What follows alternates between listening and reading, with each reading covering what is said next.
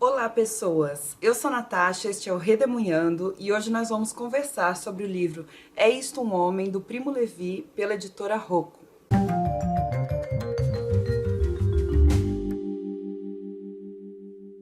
Gente, essa edição do É Isto um Homem, da editora Rocco, é traduzida pelo Luigi Del Re, na verdade. E o autor, Primo Levi, é um judeu italiano que foi levado a um campo de concentração no período da Alemanha nazista, quando ele tinha 24 anos de idade. E das 650 pessoas que foram deportadas com ele, apenas 3, inclusive ele, sobreviveram. Por isso, ele considerou que contar essa história da experiência que ele teve no campo de concentração era um dever para que essa história não fosse e não seja esquecida nunca. Como eu falei, o livro conta a experiência do autor em Auschwitz, que é o campo de concentração mais famoso do período nazista, onde ele trabalhou e ficou confinado nos anos de 1944 e 1945, que são os 2 últimos anos da Segunda Guerra Mundial. E esse aqui é um relato de memórias. A escrita do Primo Levi é clara, objetiva e ainda assim consegue passar muita emoção para o leitor. O texto está repleto de reflexões muito fortes e doloridas, está impregnado de filosofia, portanto, né? Reflexões fortes e doloridas nada mais são do que filosofia. E as reflexões são sobre a natureza humana, sobre a moral e a relatividade da moral, dependendo do contexto que você está vivendo, o que é considerado certo, o que é considerado errado, o que é bom e o que é mal, o que é justo, o que é injusto. Fala, obviamente, sobre a mortalidade. Então são temas profundamente humanos e profundamente filosóficos. Só que num contexto absurdo, né? Num contexto extremo de campo de concentração nazista. E o próprio título já coloca em pauta a questão central do livro. É isto um homem? Ou seja, o que é ser humano? O que significa ser um humano? E ao longo do texto, o Levi vai defender a ideia, defender a tese de que na situação de humilhação e de perseguição intensas a que os judeus e outros grupos também, mas ele é judeu, então ele fala especificamente dos judeus nessa situação. Então ele vai falar que essa coisa da perseguição e da humilhação extremas que eles estão sofrendo naquele momento, ele defende que nessa situação era impossível conservar qualquer dignidade que a gente considera humana. Porque tudo, absolutamente tudo, era tirado dessas pessoas. O lar, a pátria, a família, os bens, as roupas, né, tinha que trocar por aquela espécie de uniforme, os cabelos tinham que ser raspados, os nomes que não existiam mais, então passavam a ser números, aqueles números tatuados na pele para identificar os prisioneiros. Eles perdiam tudo isso e eles perdiam o seu livre-arbítrio, eles perdiam a sua esperança. Então ele vai falar, perdendo tudo isso, o que resta de humano numa pessoa nessa situação? O mecanismo de dominação completa perpetrada pelos nazistas naquele momento passava pela desumanização dessas pessoas. Pessoas deportadas, aprisionadas, escravizadas. E inúmeras vezes ao longo desse livro, o autor vai descrever companheiros de prisão, companheiros de campos de concentração, que se encontravam vazios. Então eram como se fossem pessoas só no formato, porque era um invólucro. Dentro não tinha nada. Eram pessoas que tinham um corpo, que trabalhavam até exaustão, sem qualquer resquício de humanidade dentro delas. E é muito impactante a gente ver que existiam vários resquícios, vários indícios, na verdade, de sintomas de depressão muito claros entre os prisioneiros, o que é de se esperar, né, dada a situação. Então, principalmente a questão da falta de vitalidade, a falta de propósito para a vida, a desesperança total. Ó, eu vou ler um trechinho das páginas 57 e 58. Não, realmente hoje, neste meu companheiro de canga, eu não sinto um inimigo nem um rival. Ele é null achsen. Chama-se apenas assim, 018, os 3 algarismos finais de sua matrícula. Como se todos tivessem compreendido que só os homens têm direito a um nome, e que null achsen já não é um homem, 018 já não é mais um homem. Imagino que até ele próprio tenha esquecido seu nome. Em todo caso, comporta-se como se fosse assim. Quando fala, quando olha, dá a impressão de estar interiormente oco, nada mais do que um invólucro, como certos despojos de insetos que encontramos na beira dos pântanos, ligados por um fio às pedras e balançados pelo vento.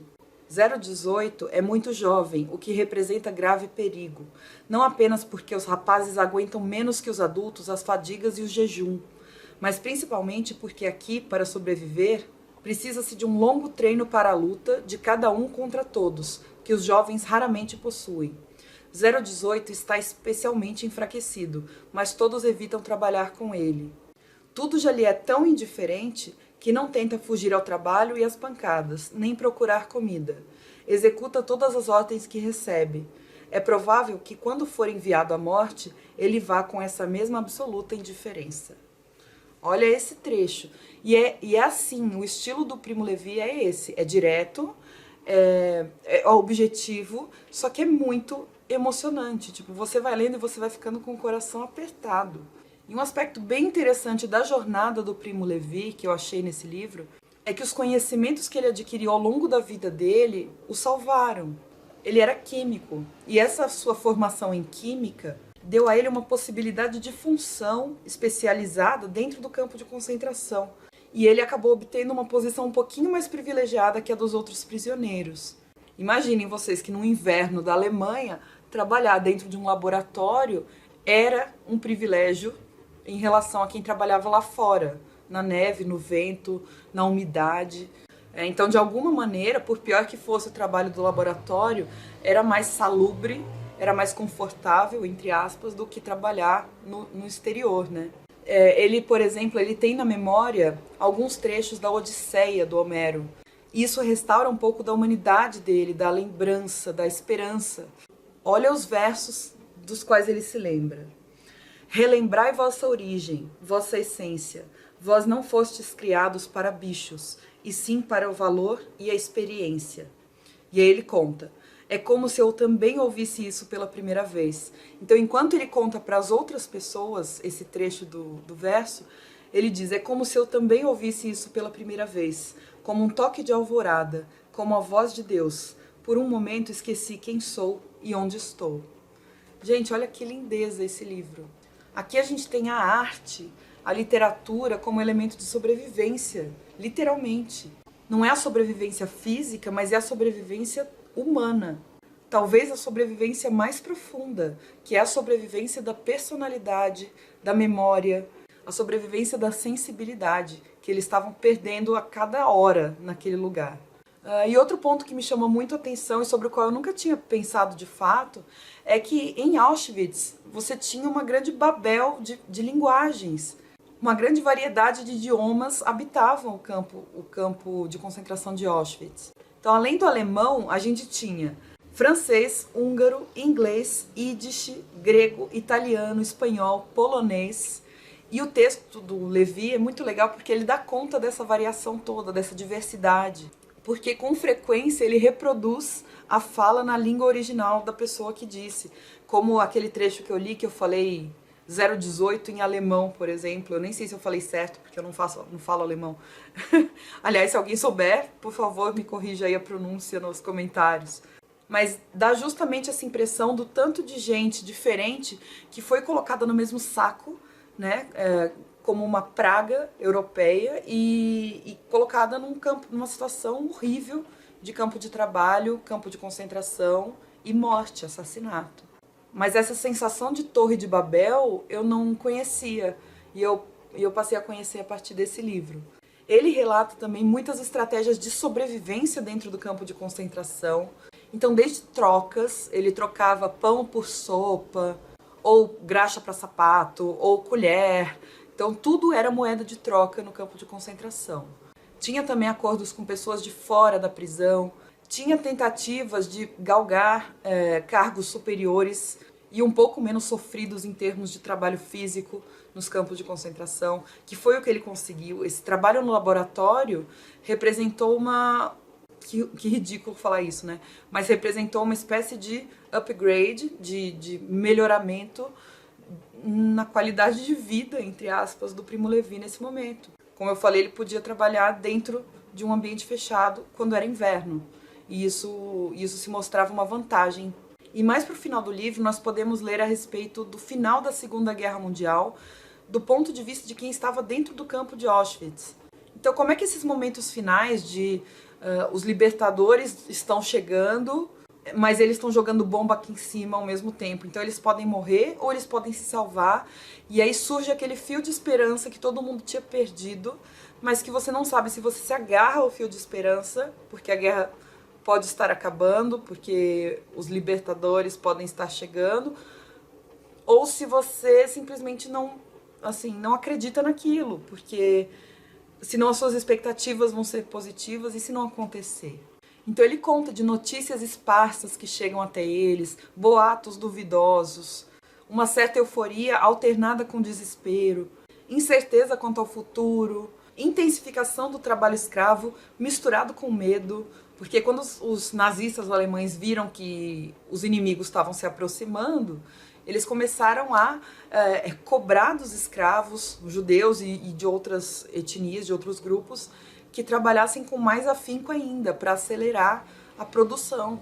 E teve bombardeios, teve doenças, fugas, mortes. Então é um final muito intenso do livro. E por toda a narrativa, não só no final do livro, perpassam alguns temas como a fome, o frio, o desespero. Tudo isso é muito constante. Então, no geral, por esse livro, nós temos contato com a rotina duríssima e violenta dos campos de trabalho. A gente conhece bastante coisa a respeito da solução final, que é como os alemães nazistas chamavam o extermínio dos grupos que eles consideravam prejudiciais para a grande Alemanha. O extermínio geralmente era feito em câmaras de gás ou por fuzilamento. E é uma atrocidade sem tamanho, é uma atrocidade assim inconcebível. Mas eu acho que nós não conhecemos tanto ou não estudamos tanto a respeito da rotina de trabalho dessas pessoas. As que não morriam eram obrigadas a trabalhar até a morte praticamente, até a exaustão, até o desespero. Era uma rotina de trabalho cruel, hierarquizada, burocrática, mecânica, e pensar que esses que trabalharam muito são os sortudos da história. Né? Eles são sobreviventes. Os escravos são os que tiveram sorte nesse caso. É de embrulhar o estômago. Esse livro é curto, eu li em 2, 3 dias, mesmo em período de trabalho. E apesar de ser um livro curto, ele é muito rico. Ele é um relato impressionante de um dos acontecimentos mais violentos e vergonhosos da história. O Primo Levi consegue ser, ao mesmo tempo, objetivo e sensível, de modo que o leitor consegue compreender pelo menos um pouco. Claro que nunca vai compreender tudo, mas a gente consegue se sentir um pouco assim, pelo menos perplexo com a experiência de ter estado num campo de concentração durante o nazismo. Como eu falei, sentir o mesmo que uma pessoa que esteve lá é impossível. É daquelas dores indizíveis e dolorosamente pessoais, que ninguém pode carregar a não ser a pessoa que esteve lá. Mas a literatura, ela tem esse poder de transferir, ou pelo menos de causar empatia, e principalmente de não deixar que histórias essenciais como essa sejam silenciadas. Eu espero que vocês tenham gostado da resenha. É um tema muito pesado, mas o livro é excelente, eu recomendo para qualquer pessoa. Entrou para a lista dos livros favoritos. E eu queria muito saber de vocês aí nos comentários se vocês já leram alguma coisa do Primo Levi. Esse foi o primeiro que eu li dele, inclusive era uma das minhas metas esse ano de 2019, conhecer esse autor, e eu fiquei muito impactada, muito impressionada. Quero ler tudo que esse cara escreveu agora. Eu queria saber se teve esse efeito em vocês também, tá bom? Um beijo, muito obrigada por terem assistido. Não se esquece de dar um joinha e a gente se vê no próximo vídeo. Tchau!